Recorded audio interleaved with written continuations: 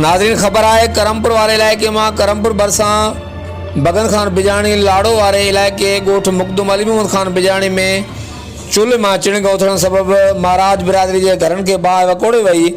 बाहि लॻण के नतीजे में पुरनोदास महाराज, काली महाराज, डिनो महाराज ऐं बग्गू महाराज के घरनि जो अलॻि तलॻि सड़ी रख थी वियो।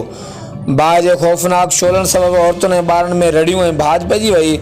इतला बावजूद तंगवाणी बाहि विसाइण वारो अमलो वाक़े वारे हंधि न पहुतो। ॻोठाणनि ऐं इलाइक़े वासियुनि पंहिंजी मदद पाण तहत बाहि विसाए ॻोठ के वधीक नुक़सान खां बचाए वरितो। हर वक़्तु आगाह लाइ ॾिसंदा रहो JTN वेब न्यूज़ करमपुर।